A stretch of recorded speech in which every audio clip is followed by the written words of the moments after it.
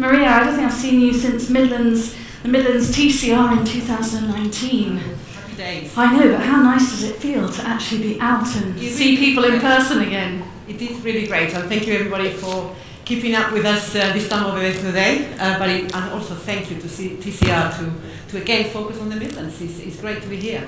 I said in that billing that we talk about the integrated rail plan, and I'd love to start by asking all of you your opinion and what it actually means for the Midlands. And maybe we can start off with you, Maria. I mean, things do get lost sometimes in the narrative, don't they? They do, and from a Midlands Connect and Midlands perspective, I will say the IRP and the day of the IRP, I mean, there were such mixed feelings across the nation, wasn't it? But the Midlands felt it important to actually give a perspective from a Midlands narrative. You know, let's not forget, HS2 is already being built in the Midlands. We are actually already really celebrating the benefits of the arriving, the construction and the arrival of HS2 in phase 2A as well, in terms of the proposals going into crew. So the IRP for us, the two key things that the Midlands wanted to see was the commitment to deliver HS2 in full, but also a commitment to deliver our key flagship programme, the Midlands Rail Hub, which was also about east-west connectivity, similar to NPR in the north, although a bit smaller, I would say. But never mind. But on the day, and this followed months and months of really sort of difficult times for all of us, into hearing the potential cancellation of the eastern leg, rumours that it will be scrapped altogether. The Midlands started to have really serious conversations with government on what will it mean for that to happen. We were particularly keen to see the progression of HS2 going from the west into the East Midlands. So for the day, on the day that the IRP was published, we took it as two things. Actually, it might not go into the East Midlands in a way that we thought, but it is coming to the East Midlands. So as far as we're concerned, the eastern leg was kick-starting from west to east, and it was going into places and direct services into the cities of Derby and Nottingham. Secondly, it did acknowledge the importance of progressing Midlands Rail Hub. And thirdly, it also talked about the momentum around the Midland Main electrification, hugely important for the East Midlands and in fact for the whole colleagues in the North as well. Something that was cancelled in the past, so to see it back on plans was hugely important for the Midlands. But finally, there was this is the bit that was missed. The acknowledgement that government was still going to look at how to take HS2 north of the East Midlands, which is extremely important for us. We really are still extremely keen to see much better connectivity between the Midlands and the North, and particularly between the Midlands and Leeds and beyond, to be honest. So that study, don't underestimate, it was really important. We saw it's not cancelled. Communities around the East Midlands still have got safeguarding issues. So on the day, we were a bit frustrated with the lack of acknowledgement of all the announcements and how it affected the Midlands. So we are different to the North, we've got different issues. We still all wanted HS2 to be delivered in full. But on the day, we felt it really important to say there are some good things for the Midlands, and there's still opportunity to influence and shape thinking about the future of HS2 going north. And that's what we determined, and we will be working very closely with colleagues in TFN to continue to make the case. Well, that hands over very nicely to Martin, I think. Martin, from the North's perspective, what do you see as the opportunity here for both the North itself and the wider union? So I mean, there's no hiding it. It was perhaps a bit more disappointing for the North, the integrated rail plan, and I think that disappointment came as much from an expectation that had perhaps been built up over the months and the years beforehand, but also that expectation because there's been a recognition and an understanding from very early on with the work we did with the strategic transport plan about just how transformational investment in rail can be for the North, and particularly how it connects the towns and cities. So I think it was understandable that disappointment was expressed by the TFN board, both the politicians and the business leaders. But again, let's kind of be positive, because with a bit of sort of time to just reflect upon it, if you go back 5 or 6 years, we didn't have anything like this for either the Midlands or the North. This is the first time that we've had the scale of this investment, not just in the railway, but in the North and the Midlands for the railway. So it is something on which we need to build, and we need to work with our partners to make sure that those bits which are really important, and we have got in the IRP, like HS2 coming to Crewe and then on to Manchester, like freight gauge clearance for Transpennine upgrade, we've got to make sure those work, and we've got to deliver those, and that's what we're committed to. But I think a bit like Maria was kind of touching on there, we've got to make sure we still work together to find affordable solutions to the challenges that's still there. So I think, as Maria was saying, it's great to see the acknowledgement about the need to look at how do we connect Sheffield and Leeds together. We need to do that at pace because of the opportunities that are there. We do need to think about, and this is a really good example of collaboration, the Humber ports. You know, part of them are in your region, part of them are in mine, but fundamentally the Humber ports, it's the UK's global gateway for so much. So freight and access to the Humber is important. So there are these areas where we know we still need to have solutions. And I think the ray of light I take from the integrated rail plan is that you've got that recognition about an adaptive pipeline, that the door isn't closed. And as we take forward the work on the strategic plan and our update of the independent economic review over the next 12 to 18 months, that will give us a chance just to refresh, to remake the case and to think about how we actually make these solutions work. But we found the Union Connectivity Report really welcome.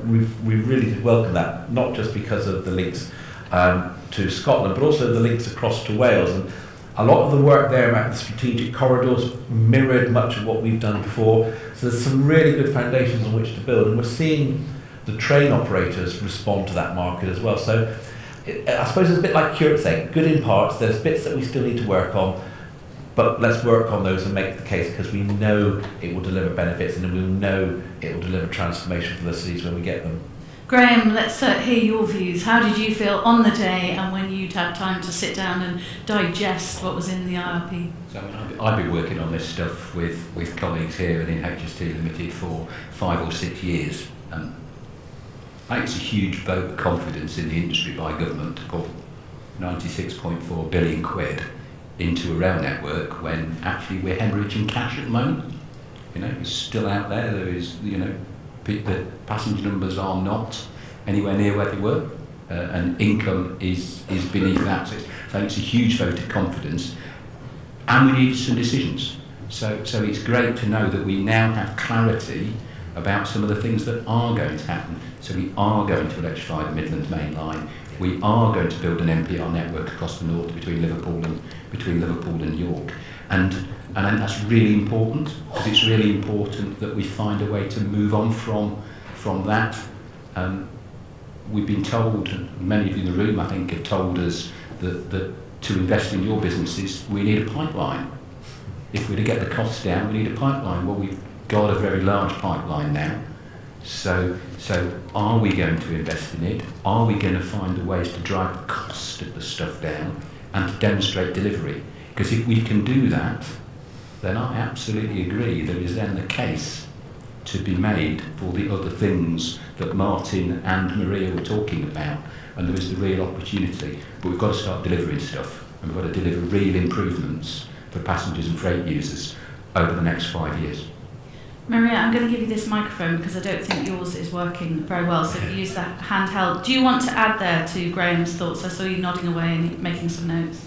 Yes, I think the point... Is that now working? Yes, the point that Graham was making about now is time to concentrate on making things happen is really important. I mean, another thing that I remember very clearly on the day that the IRP was published was when the Secretary of State sort of based his arguments around what it took, the decisions that it took, based on bringing benefits sooner to communities. A lot of the IRP was based on that, on the decisions around it. So another angle that the Midlands is taking with government is, so in that case, let's make sure that this programme starts its delivery ASAP. And that's what our leaders are going to focus mostly on now. So as I said, let's not talk about Midland Main electrification taking another 20 years to happen. Let's not talk about Midlands Rail Hub some elements and early deliverables of the rail hub to take another 10 years to happen.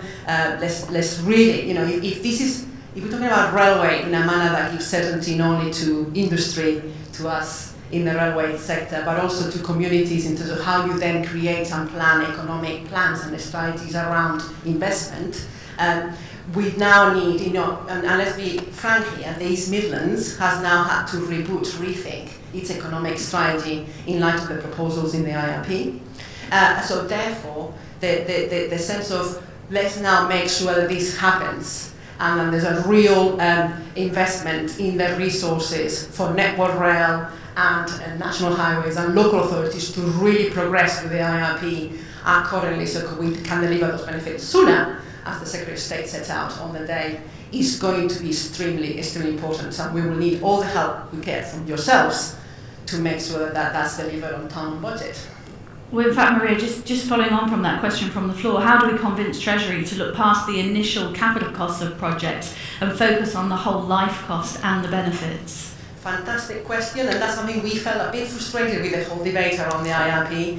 I mean, the big thing that brought it all home was the challenge from the National Infrastructure Commission report that there's not enough money in the envelope to invest in all of these things that the Midlands and the North want. But what they did not consider as part of that assessment is those wider economic benefits, the massive investment and regeneration opportunities that we already see, by the way, here in the Midlands, around Birmingham and around Solihull, and indeed in Old Common, and the Euston debate as well. So none of those wider benefits were captured, and those are things that Treasury will definitely want to hear. If you're talking about economic stimulus in an after pandemic situation, if you want to give certainty not only in terms of transport but also housing, in terms of also digital infrastructure, all of these things, as you know, investment in railways drive, we've got to go and capture much better the wider benefits of investment in railway. And at the moment, I still think these decisions are very narrow-minded. They need to really embrace what it really means to invest in railways and look at experiences all around us, because there's huge amount of good stuff going on.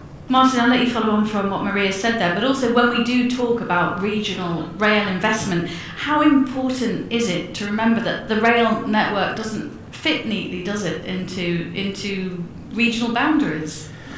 It doesn't, but that's actually why we have a great working relationship with Network Rail. I don't see my job or our job as any of the subnational transport bodies to actually be looking to design the geography and the structures of the rail industry. What we want is a relationship where we as subnational transport bodies can say, here's the long-term strategy, here's what we need each element of our transport system to deliver to achieve outcomes. And this comes back to the point Maria was touching on. We've got to get more about outcomes expressed in terms of people and places, and talking in terms of not just the economy but also the environment and social aspects, because we kind of know, don't we, that rail has a real big role to play in decarbonising our transport system, and when you get to freight, has a hell of an opportunity to decarbonise the transport system and deliver incredible benefits for the economy.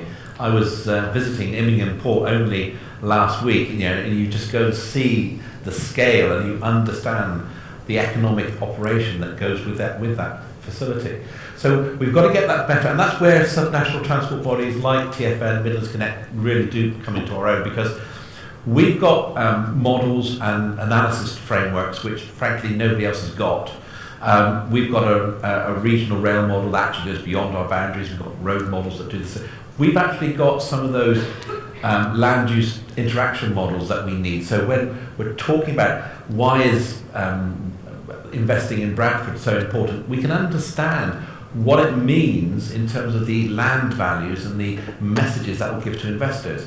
And I'm particularly pleased that shortly we'll be publishing some more recent work around social exclusion, because when you start to look at this in detail, the distribution of those who are vulnerable to transport poverty, and you start to understand how they need to connect with economic opportunities, but also places within their own time, you start to have the evidence which allows us to go back to the Treasury, and that's why we're bringing that together into what we call the Northern Appraisal Framework, where we can actually play some tunes on this and present a robust argument to government as to why the investment is there. Indeed, actually, start having a conversation with the private sector, because I think we shouldn't forget, if it's valuable for the public sector, it's probably valuable for the private sector. We just need to have this longer term strategy, as Graham's talked about, to be able to have the different conversation. But the narrative, I think, Graham, having not been in the industry as long as you have, but been sitting here hosting these kinds of events, it feels to me like that narrative is changing in a really positive way. Do you find that at Network Rail? Yeah, so I actually didn't agree with the question. So the question that said, how do we get Treasury to include the wider benefits? I don't think that we would have seen half the things that are in the IRP without Treasury thinking, accepting the wider benefits. I mean, Martin's touched on, these programmes are transformational. They're not rail programmes. Yeah. They are about the change they make to the economy. A key part of the NPR business case is the land use change, and the land use model that TfN have developed will be critical towards demonstrating how that operates. So, this is very much, and you can maybe tell that we actually all know each other quite well. It's not often I find myself doing that on a panel, and that's because of the way we work. Because the Midlands and the North do understand what their economies need better than their own professionals do. Some of my colleagues may disagree, but that's a very personal view. But they do, working with the LEPs. So articulating the outcomes they need from the railway gives us as the railway professionals a really good opportunity to say, okay, so here are some solutions, here is the cost of those, and for us to work together to say which offer the best value. And in that respect, while there were some things that we would all probably want to have been in the IRP that weren't, because you say how much money, because there was a decision taken about how much cash there was. I think it is a big vote of confidence in our ability to start the transformation of the parts of the world that we live in. Yeah. Graham, a question from the floor for you. Will Midlands Rail Hub and Northern Powerhouse Rail be delivered by Network Rail, or could we see different organisations delivering these flagship programmes? So, at the moment, the assumption is that Network Rail would deliver Midlands Rail Hub, but make a proposal, because if somebody can do something better than we can, more effectively, quicker, cheaper, we've talked about being open for business for many years. We're very much up to understanding that. In terms of Northern Powerhouse Rail, in terms of the infrastructure, the IRP already says that NetRail isn't going to be the one who delivers it all. A large part of the network between Liverpool and York is upgrading the existing, but the key bit that opens it all up is a new line from Marsden to Latchford, which is just outside Warrington, and the IRP says HS2 Limited will build that. They're the ones with the experience of obtaining those sort of big consents. They're the ones or will be the ones with the experience of having built and commissioned new railway, and it will be a fundamental part of the HS2 network. So actually, it makes the network. It links HS2 as a new line into more a fundamental part of the network. But to deliver those things, there's a lot more than just building the infrastructure. There's the trains. The benefit only comes with the trains. It's a whole wider industry piece, because we can build the stuff, but there's a whole host of things to do next about who's going to operate the trains, where's the rolling stock going to come from, and how does it all fit together. Now, for the first time, we've got an IRP that behind it does have a view on a train service spec that would flow from it. But Network Rail will be a key part of it, but with many, many different industry partners and many, many different people involved in that space before we see the first train run with people on that. And what do you think, Maria, are the challenges ahead for the Midlands Rail Hub? And don't forget to use your mic, just because Madonna mic's not working. So this is what I was trying to sort of capture earlier, we were pleased to see a commitment to progress. Now, you can interpret progress in so many ways, and also, let's make it clear, the core package of funding that the IRP set out did not include funding for the Midlands Rail Hub. This now takes us to the RNEP discussion. We are all waiting, aren't we? 2 years on the publication of the RNEP programme, and we do hope to see the Midlands Rail Hub in it, given the amount of work that we've been doing with Network Rail and with our colleagues here in the West Midlands and in the East Midlands. So there is, I can feel a real commitment, I have to say, and momentum with the Department for Transport and Network Rail around the Rail Hub. But we will obviously continue to have that sort of challenging, critical friend role. And to Graham's point, if there's things that at local level, local authorities, local planning authorities can do to make it easier, we will definitely do that. And we've got great experience in our colleagues in West Executive with the Commonwealth Games, some of the stuff that they've been doing with the local stations, hopefully you will have heard today. Fantastic. So there is an appetite and there's a real sense of commitment and momentum from government towards the Rail Hub. But obviously, we won't be having till we see it in signed and in the RNEP and with a check next to it. And Maria, from Toby in the audience, how can we accelerate the IRP's early 2040s completion date for building just 33 miles of new high-speed rail line to extend HS2 to East Midlands Parkway? So fantastic question, Toby. That doesn't surprise me coming from you. It is actually something that we Connect we're going to be looking at, because we always have said there's an economies of scale around how, the fact that you will be building the line already into interchange. We need to grab that momentum and say, in terms of procurement, construction, skills, why would you stop it for 10 years until, and then come back again and start the building again? So there is something here that we collectively need to do to help Network Rail, to help HS2, to create that momentum that says, actually, let's just continue to ramp up that construction. So we are very pleased to see the bill going into, have a bill going at the moment for the construction of Birmingham Manchester.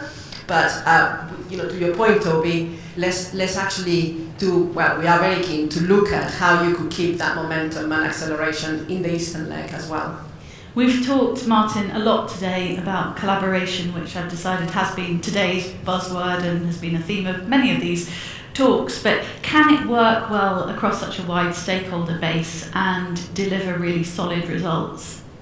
Well, it has to, and it does already. I was kind of reflecting as we were talking about some of the reasons why delivery and getting on with this is so important.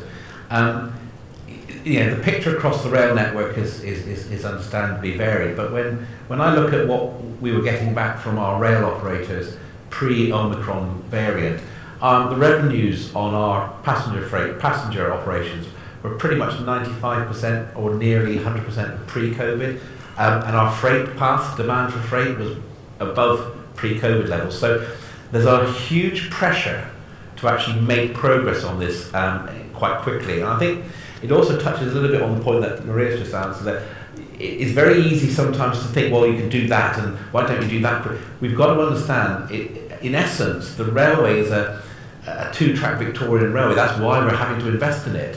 But it does mean that if you're doing things in one part of the network, you can't then do too much on other parts of it, because you need it available for diversions and to dealing with disruptions. So it is a bit of a choreograph here. I have to say though, Maria, if those people building things have got a few months or a year or two spare, we could always deliver some infill electrification to Hull, for example, just to mention one thing. But again, I think that kind of shows how collaboration can work.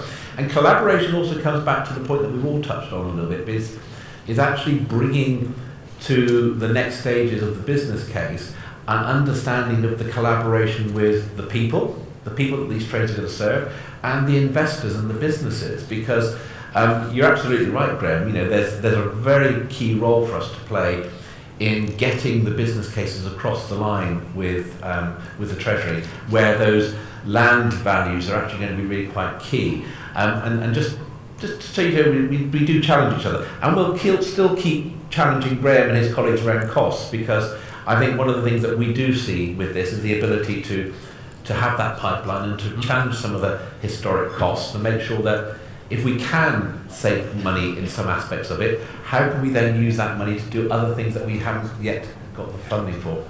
Graham, I promised that I will wrap on time because we have a dinner tonight and this room is going to look very different in a couple of hours' time. So you've got about 45 seconds or a minute to just sum up for us and give us your final thoughts following on from Maria's comments and not. So I hope what you've seen is a real belief, both across the regions but also across the rail sector, that railways can and should play a significant role in promoting economic growth and other really important things that make our world a better place to live. We've got a real chance now to make that happen, and we've got to make sure that we actually do deliver that as a whole industry, because this is the biggest investment that I think we've seen since the Victorians built the network that's out there today. So I think it's a great, exciting place to be, and a great place for us all to be working together in that. Wonderful words to end on. Thank you for rising to that challenge for me, Graham. And you can see that you guys work together very closely, and so it's been a pleasure to have you on our final panel of today. Thank you very much. Thank you.